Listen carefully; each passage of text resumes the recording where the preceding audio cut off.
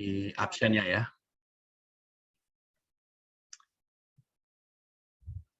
Link absennya saya share dulu.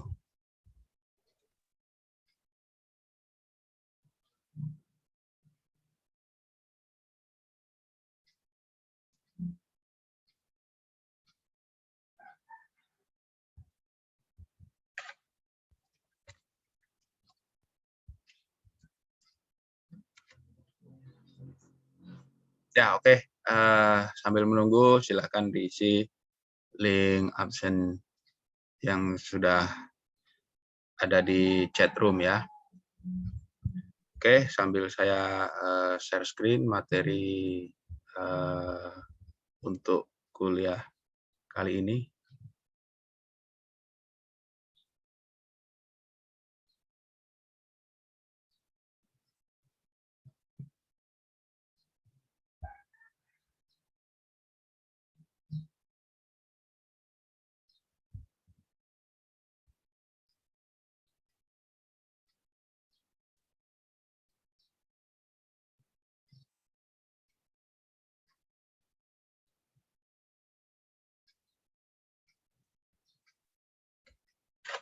Ya, oke, sudah kelihatan ya. Jadi kita akan membahas tentang dimensi aksiologis atau landasan aksiologis ilmu pengetahuan.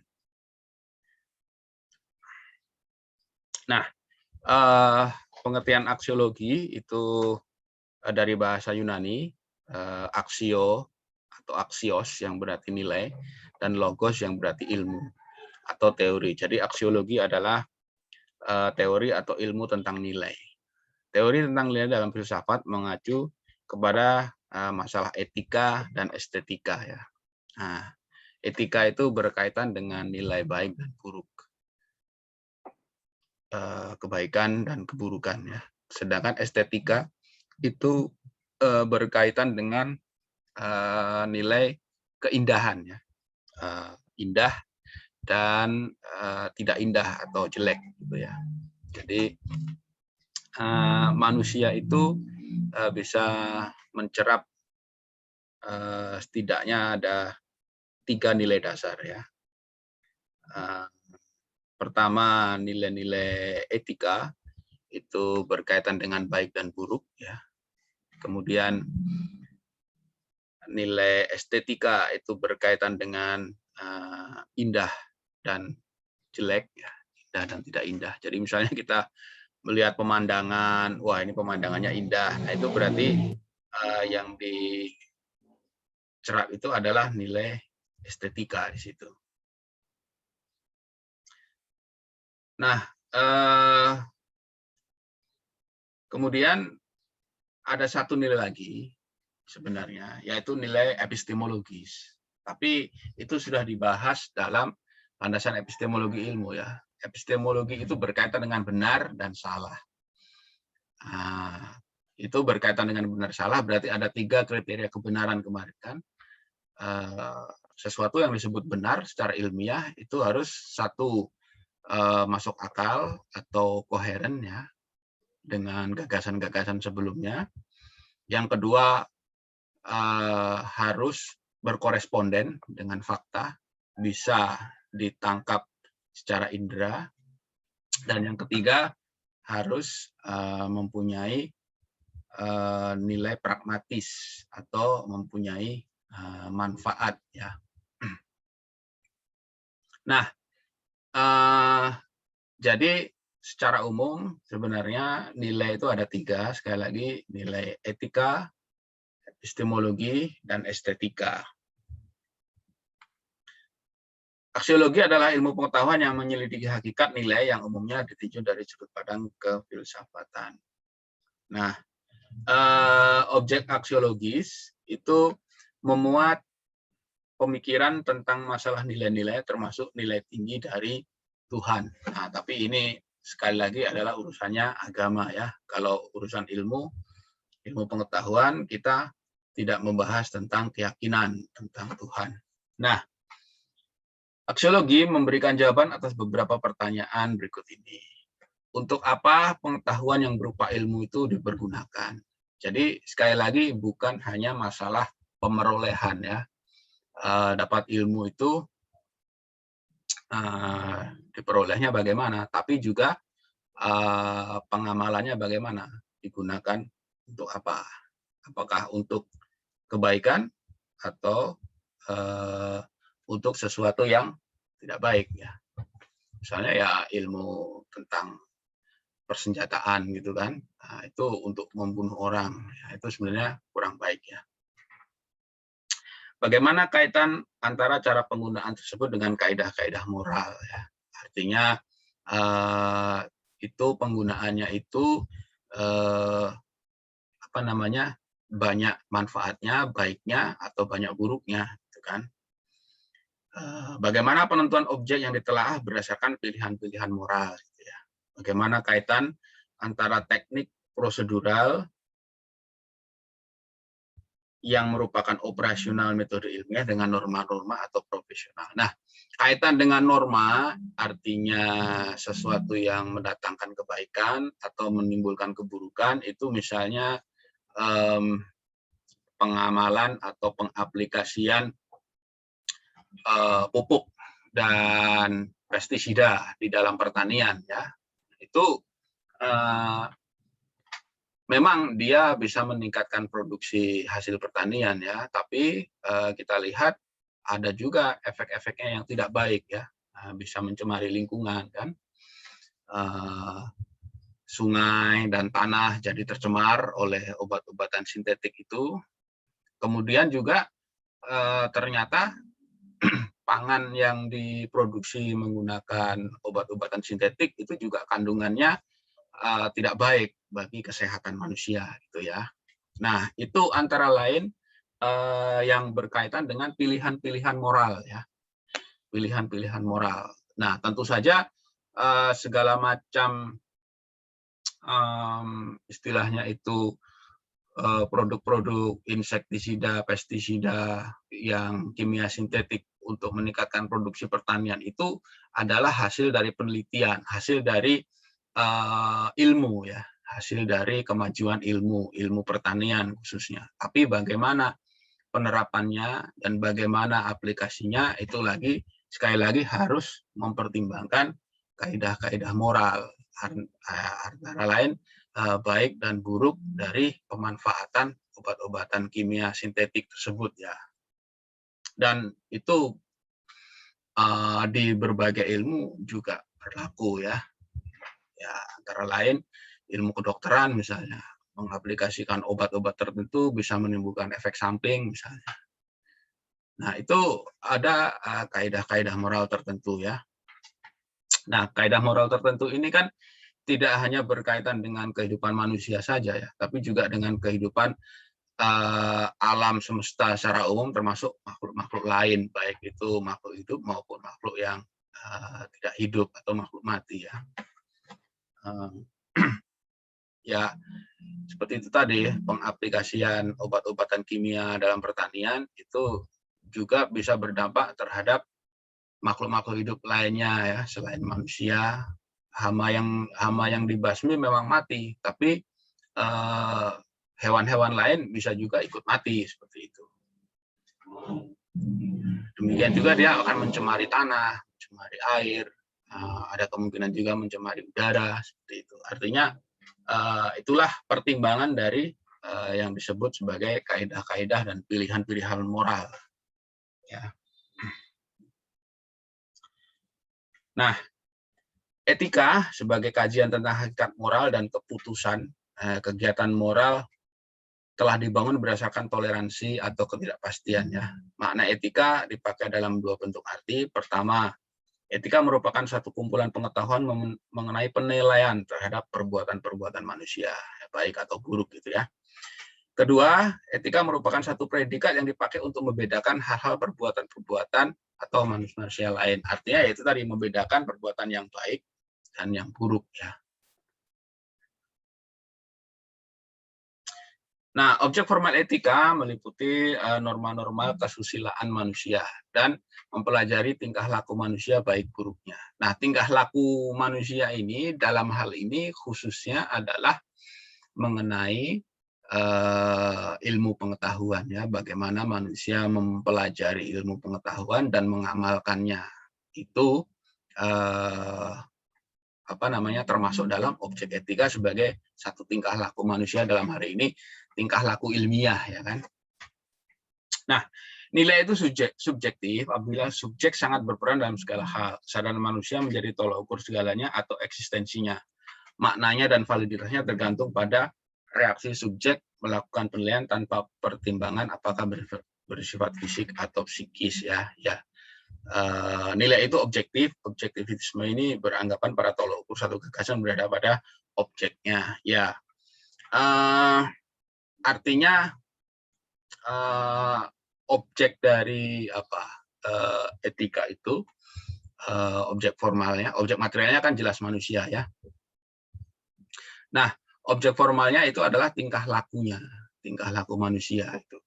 Jadi termasuk dalam mempelajari dan mengamalkan ilmu. Itu kan manusia juga bertingkah laku di situ. Nah, di situ dikaji apakah tingkah laku ilmiah ini itu sesuai tidak dengan etika, artinya sesuai tidak dengan hal-hal yang dianggap baik oleh manusia secara umum. Nah, selanjutnya tentang estetika. Estetika itu cabang filsafat yang mengkaji tentang hakikat indah dan buruk. Sekali lagi, indah itu bukan baik, ya. Indah dan jelek. Artinya manusia itu bisa mengecap satu nilai keindahan, gitu. Bisa apa istilahnya itu, menilai sesuatu itu indah atau jelek. Dan sifat-sifat dasar mengandung pembenaran sistematik dan intersubjektif. Gitu. Artinya di dalam pengamalan pengamalan ilmunya, manusia itu juga harus mempertimbangkan sisi-sisi keindahan, ya. Ya, misalnya ini berkaitan dengan desain, ya. Misalnya ilmu arsitektur, gitu. Tidak hanya bisa membangun satu bangunan yang kuat, ya, yang kokoh, tapi dia juga harus mempertimbangkan sisi keindahan. Bangunan itu harus indah dilihat, gitu. Kokoh tapi kalau tidak indah, ya, misalnya catnya kusam, gitu kan, atau warna-warna yang ditampilkan kurang menarik, itu tidak mempertimbangkan sisi estetika, seperti itu, ya. Demikian juga dengan desain, misalnya produk-produk seperti kendaraan, ya, motor, mobil, itu pasti mempertimbangkan estetika. Tidak hanya memproduksi satu barang yang kuat, ya, yang awet, yang dia nilai kegunaannya itu sangat tinggi, tapi juga nilai estetikanya harus diperhatikan, ya. Mobil misalnya desainnya kalau cuma bentuknya kotak begitu kan tidak menarik, ya. Sekarang desain itu harus istilahnya itu streamline, gitu, ya, mengikuti berlekuk-lekuk seperti itu. Kalau cuma kotak begitu sangat tidak menarik, ya, tidak estetik, seperti itu. Nah, ini syarat pengetahuan ilmiah universal, berlaku umum, lintas ruang dan waktu. Ternyata sifat universal mempunyai keterbatasan, yaitu pada ilmu-ilmu sosial. Ada perbedaan karakter universal ilmu sosial dengan ilmu eksakta, misalnya ilmu sejarah dan mekanika. Maka keterbatasan ini berkaitan dengan karakter universalnya. Kemudian dapat dikomunikasikan. Progresif dapat diartikan ada kemajuan, perkembangan, atau peningkatan. Nah, ini sumbernya dari bukunya A. Susanto ini. Nah, kita akan lihat materi yang lainnya.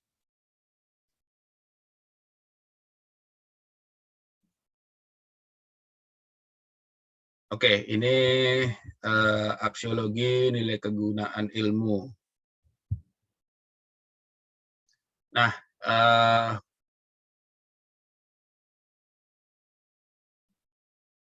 pengertian aksiologi itu teori nilai, kita sudah singgung tadi ya, teori tentang nilai.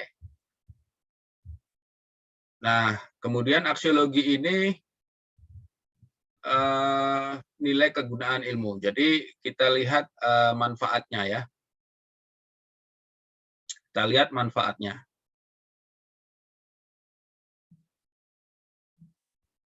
Nilai kegunaan ilmu itu ditujukan untuk mengetahui kegunaan filsafat ilmu. Misalnya, untuk apa filsafat ilmu atau untuk apa ilmu itu digunakan. Jadi kita melihat ilmu itu sebagai 3 hal ya, filsafat sebagai kumpulan teori, filsafat sebagai pandangan hidup, dan filsafat sebagai metodologi memecahkan masalah. Nah, pada kenyataannya ilmu secara faktual telah digunakan secara destruktif oleh manusia, yang telah dibuktikan dengan adanya 2 perang dunia yang mempergunakan teknologi-teknologi hasil dari keilmuan. Ilmu telah berkembang pesat dan makin eksoteris sehingga ilmuwan telah mengetahui apa yang mungkin terjadi apabila adanya penyalahgunaan.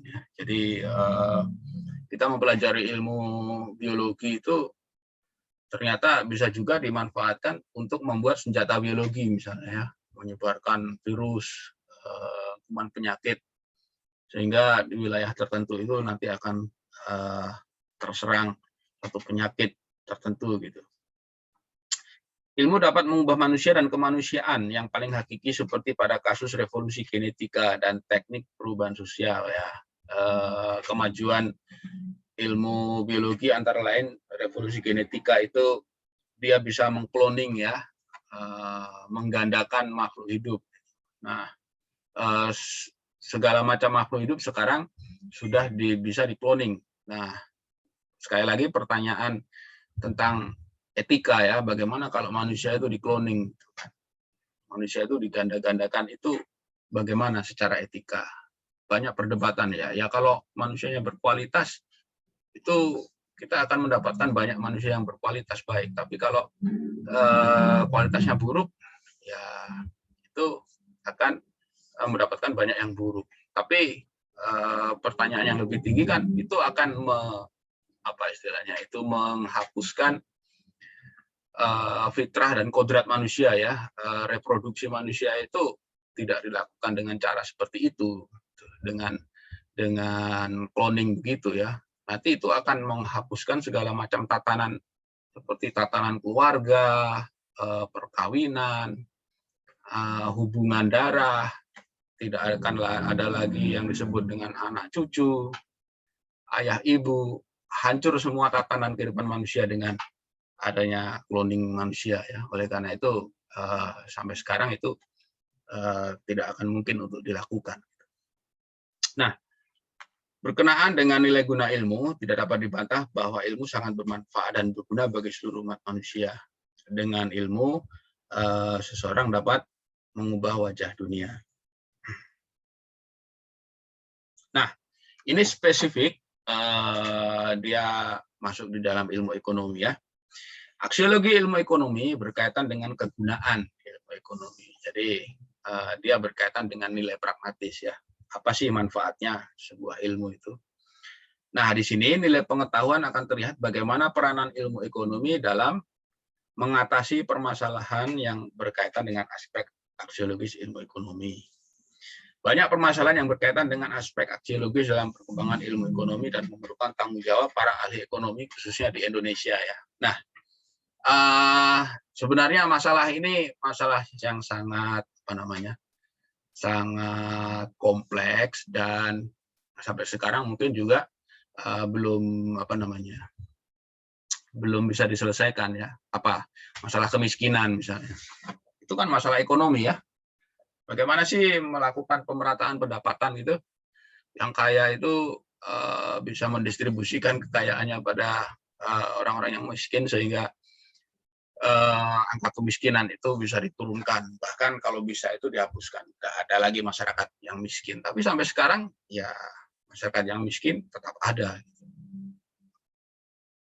Nah, ini masalah-masalah dalam ilmu ekonomi ya, yang menuntut pertanggungjawaban ilmuwan ekonomi itu. Pertama, masalah pengangguran ya, pengangguran akibat peralihan teknologi.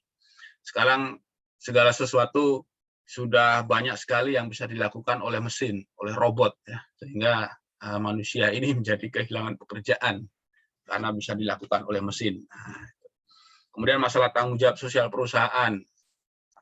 Perusahaan ini bukan hanya menumpuk laba terus-menerus ya, menumpuk profit, menghimpun kekayaan, tapi dia juga harus mendistribusikan hasil keuntungannya itu kepada masyarakat di sekitarnya ya.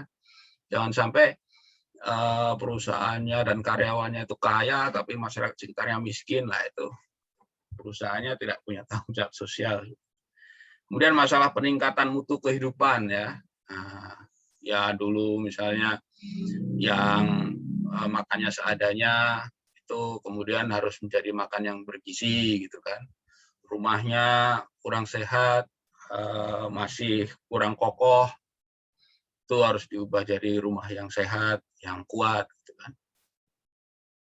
Masalah peningkatan taraf hidup. Nah, itu taraf hidup ya salah satunya kan dengan pendidikan ya, pelestarian lingkungan hidup.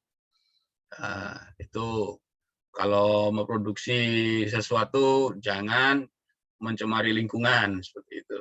Masalah perkembangan teknologi, ya, bagaimana mengantisipasi menggunakan dan mengaplikasikan teknologi-teknologi yang mutakhir. Nah, masalah pengangguran akibat keterampilan dan keahlian tenaga kerja tidak sesuai dengan tuntutan dunia usaha. Itu juga lebih kepada pengajaran ilmu ekonomi ya. Nah, banyak masalah-masalah ekonomi dalam masyarakat. Untuk itu pemahaman mengenai aksiologis ini diterapkan khususnya dalam bidang ilmu ekonomi, agar para ilmuwan dan ahli ekonomi tidak hanya semata-mata mengetahui dan mempelajari ilmu saja, tetapi juga harus bisa menggunakannya atau menerapkannya dalam kehidupan nyata, terlebih dalam menjawab berbagai permasalahan ekonomi seperti disebutkan tadi ya. Hendaknya ilmu dipergunakan dengan memperhatikan unsur dari ilmu-ilmu lainnya seperti sosial dan lingkungan hidup, karena segala sesuatu saling berkaitan.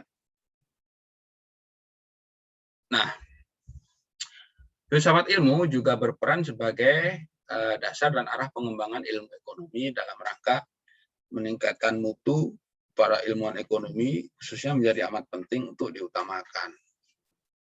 Dasar aksiologi membimbing dalam membahas tentang manfaat dari ilmu pengetahuan, khususnya ilmu ekonomi yang didapatkan. Ilmuwan bidang ekonomi harus mampu menilai antara yang baik dan yang buruk, sehingga ilmuwan harus memiliki moral yang kuat agar kemajuan ilmu yang dihasilkan tidak menjadi momok yang mengancam kehidupan manusia itu sendiri ya. Ya, artinya orang yang pintar itu tidak boleh menjadi apa istilahnya hantu atau sesuatu yang menakutkan bagi orang-orang yang tidak mempelajari ilmu itu ya. Kasarnya orang tidak boleh menggunakan kepintarannya untuk membodohi orang lain ya. Jadi kepintaran itu ketika orang sudah mempunyai ilmu ya digunakan untuk kemanfaatan orang lain seperti itu. Jangan justru menjadi apa istilahnya itu, menjadi sesuatu yang mendatangkan sesuatu yang kurang baik ya. Oke, ya itu kurang lebih materi pada siang hari ini. Nah, silakan kalau ada pertanyaan atau komentar bisa disampaikan langsung atau melalui kolom chat ya. Yang belum absen silakan diisi absennya. Ini saya sampaikan lagi link absennya bagi yang masuknya agak terlambat tadi.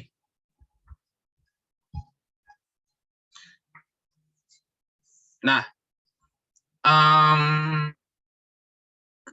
mengenai manfaat ilmu itu kalian jangan sampai istilahnya itu salah kaprah ya.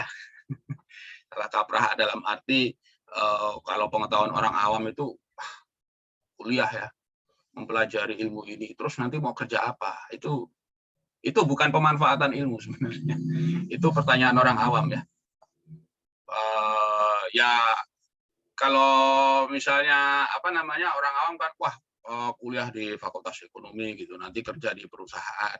Nah, itu kan bayangnya seperti itu ya. Tapi itu kan logika awam ya. Tapi di sini ya bagaimana memanfaatkan ilmu yang kita punya itu untuk sebesar-besar kemanfaatan bagi masyarakat luas gitu. Apapun yang kita tekuni atau apapun yang menjadi bidang pekerjaan kita nanti. Tapi lebih pada sisi keilmuannya, bukan cuma ini mau kerja apa, ini mau kerja apa, itu logika orang awam ya, logika orang awam. Oke, ini ada pertanyaan dari Yunisara. Mengapa aksiologi itu ada dan berikan contoh aksiologi dalam kehidupan? Nah, itu tadi yang sudah saya contohkan ya. Aksiologi itu berkaitan dengan 3 nilai utama. Yang pertama nilai etika tentang baik dan buruk ya. Manusia itu selalu bisa mencerap hal-hal yang dinilai sebagai kebaikan dan keburukan. Nah, ini yang patut digarisbawahi bahwa di sini manusia inilah satu-satunya makhluk hidup yang dia bisa membedakan atau bisa mencerap nilai ya. Di dalam lingkungan kehidupan makhluk hidup yang lain seperti binatang itu tidak ada nilai, tidak ada baik buruk ya, tidak ada baik buruk benar salah, tidak ada. Jadi misalnya kalau kita lihat ada binatang buas memangsa dan memakan hewan lain ya itu bagi kita mungkin satu keburukan ya, tapi bagi hewan ya itu biasa-biasa saja, memang kehidupannya seperti itu. Artinya begini, manusia ini satu makhluk hidup yang unik ya, karena dia diperlengkapi dengan akal pikiran dan disitulah dia bisa menilai segala sesuatu yang dia lihat, dia temui gitu. Nah, penilaian ini antara lain adalah baik dan buruk ya. Kemudian dari sisi ilmu itu ada benar dan salah. Kemudian dari sisi estetika ada indah dan jelek gitu. Nah, artinya nilai itu sudah menjadi bagian yang inherent atau bagian yang tidak bisa dipisahkan ya dalam kehidupan manusia. Oleh karena itu tidak ada manusia yang tidak bisa mengkaji atau mencerap nilai. Istilahnya ya kalau secara ekstrimnya sebodoh-bodoh manusia itu pasti dia masih bisa mencerap nilai. Dia masih bisa tahu baik dan buruk, masih bisa tahu benar dan salah, meskipun secara amat sederhana ya, bisa tahu sesuatu itu indah atau jelek, itu dia tahu. Kecuali mungkin orang itu gila ya, gila kan bisa dikatakan hilang akal, akalnya sudah hilang. Jadi dimensi pikirannya termasuk dalam menilai itu sudah mengalami kerusakan ya. Seperti itu. Jadi bagi manusia yang boleh diistilahkan manusia yang normal, itu pasti dia akan bisa mencerap nilai. Dia bisa menilai sesuatu. Seperti itu ya. Oleh karena itu ya, sekali lagi nilai ini tidak akan bisa dihilangkan dalam kehidupan manusia. Oke, ada pertanyaan berikutnya. Apa maksud dari sifat dasar estetika intersubjektif? Bukankah keindahan itu harusnya bersifat objektif? Nah, maksudnya estetika intersubjektif itu adalah sesuatu yang dianggap indah oleh beberapa subjek. Itu ya. Misalnya apa? Kita melihat satu lukisan abstrak.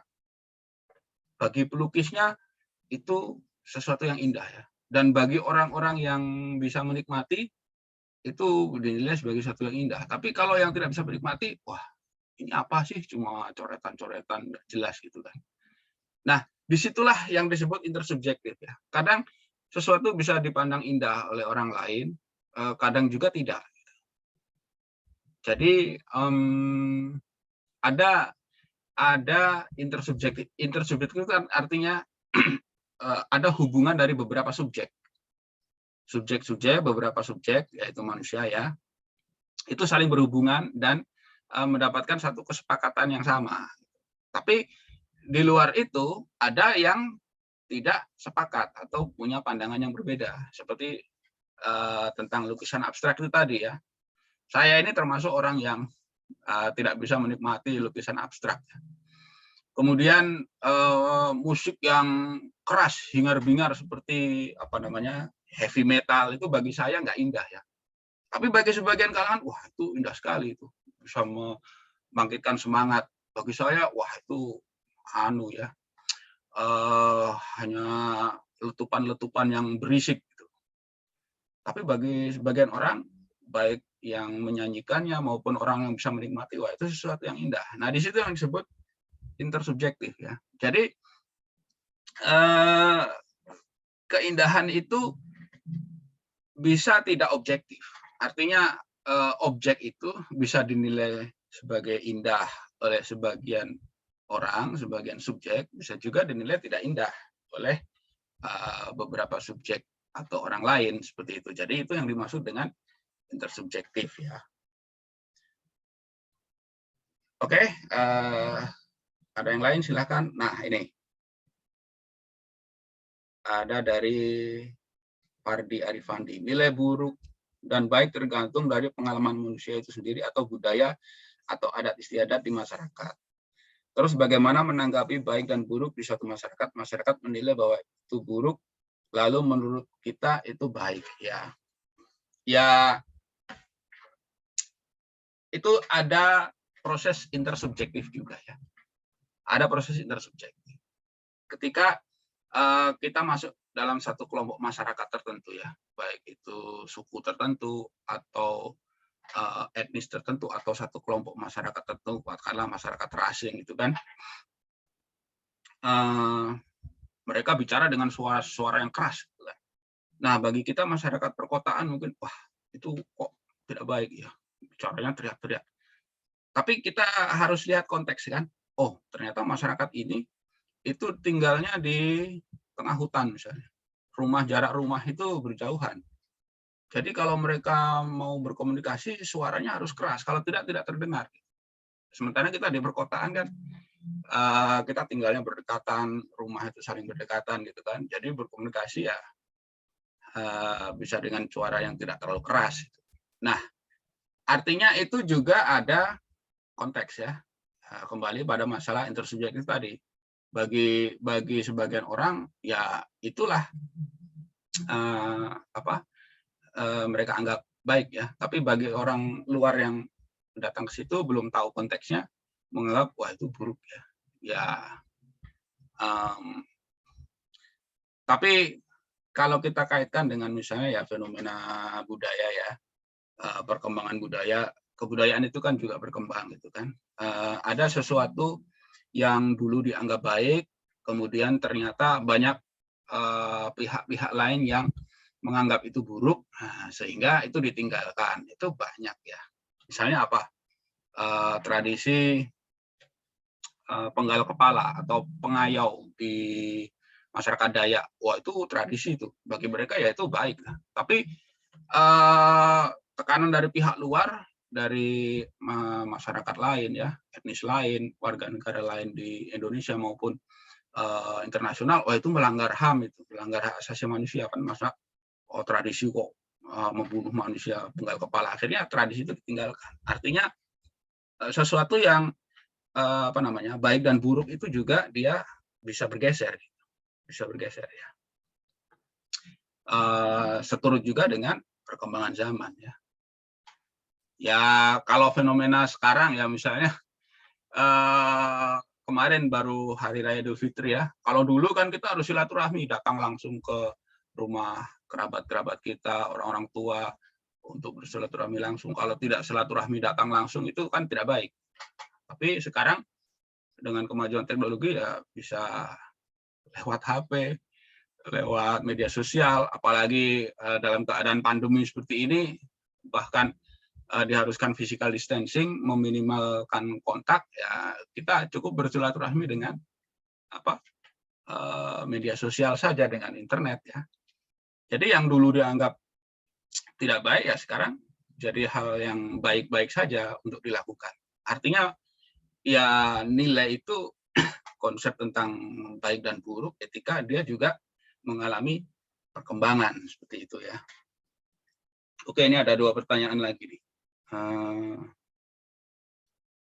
Bagaimana kaitan metode ilmiah yang benar dengan norma-norma moral dan profesional? Nah, metode ilmiah itu adalah nilai yang harus dianut atau harus dilakukan dalam memperoleh ilmu, mempelajari ilmu ataupun mengembangkan ilmu dengan penelitian. Sementara norma-norma moral dan profesional itu kaitannya dengan pengamalannya. Setelah kita punya ilmu itu, bagaimana kita mengamalkannya, kan? Profesional misalnya berkaitan dengan profesi tertentu, kan? Ya kita nanti belajar ilmu ekonomi, belajar ilmu manajemen, menjadi seorang karyawan perusahaan misalnya, jadi punya posisi yang baik, menjadi manajer atau direktur, ya norma-norma moral ya harus dilaksanakan ya, berkaitan dengan profesionalnya, ya bekerja keras gitu kan, jangan menyalahgunakan jabatannya, kedudukannya, mentang-mentang dia sudah jadi ini korupsi misalnya. Nah, itu menyalahi nilai-nilai moral gitu kan. Itu berbuat sesuatu yang tidak baik berdasarkan dengan profesinya. Seperti itu. Jadi sekali lagi, kalau metode ilmiah berkaitan dengan pemerolehan dan pengembangan ilmu, sementara norma-norma sosial dan profesional berkaitan dengan pengamalannya, gitu ya. Oke, selanjutnya, bagaimana cara menyelesaikan masalah peningkatan taraf hidup aksiologi dalam ilmu ekonomi? Nah, maksudnya begini, peningkatan taraf hidup itu merupakan tanggung jawab atau secara aksiologis itu merupakan tanggung jawab moral orang atau seseorang yang sudah mempelajari ilmu ekonomi, gitu. Ya taraf hidup ekonominya lah, seperti itu ya. Kita misalnya sudah boleh dikatakan sukses gitu kan dalam belajar, mengetahui ilmu, kita mempunyai pekerjaan yang bagus, mempunyai kekayaan ekonomi kesejahteraan ekonomi yang cukup baik, ya kita jangan melupakan lingkungan sekitar kita. Ketika ada masyarakat, orang-orang yang kesejahteraan atau taraf hidupnya masih rendah, ya kita bantu untuk mengangkat ya. Apakah kita mengadakan satu charity atau program amal atau pemberdayaan sosial seperti itu juga merupakan satu bentuk pengalaman atau pengamalan sebagai tanggung jawab aksiologis bagi orang yang sudah mempunyai atau mempelajari ilmu ekonomi ya, seperti itu. Oke, ada yang lain lagi, silakan.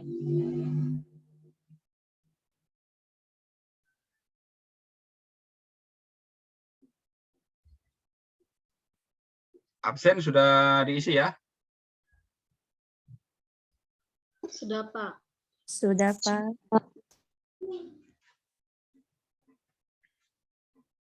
Oke, kalau ada pertanyaan atau komentar lagi silakan. Bisa ditulis lewat chat atau bisa disampaikan langsung, silakan.